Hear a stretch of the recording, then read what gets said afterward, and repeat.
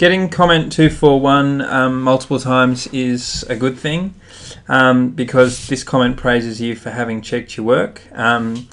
It refers to checking it by estimation, by substituting back in,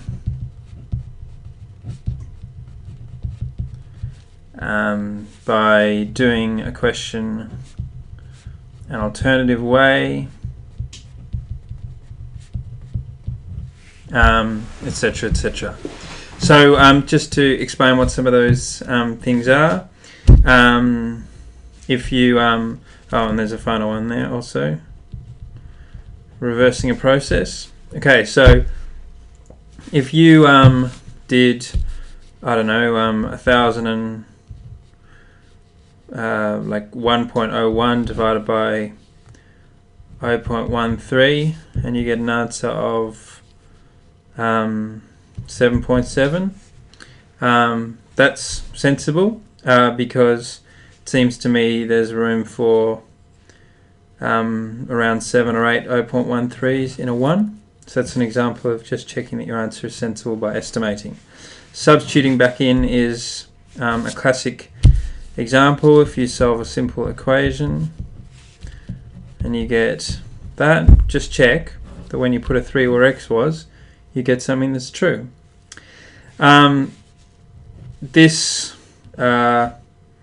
is basically working on the principle that two different ways to work out the same thing has to give the same answer. So if you solved a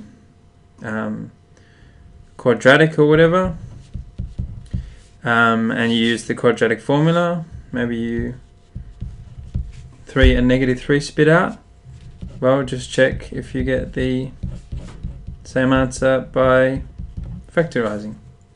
And finally, reversing the process. Famous example is factorization. So when you factorize, you're basically creating an expansion question,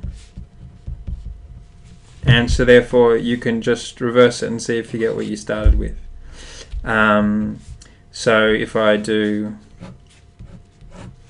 the smiley face on that, the question is, do I get that?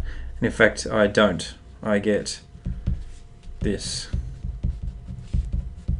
So that means I've made a mistake. Okay, another example of that will be integration and differentiation. Whenever you integrate an expression, you should just check that if you differentiate it, you get back to where you started with.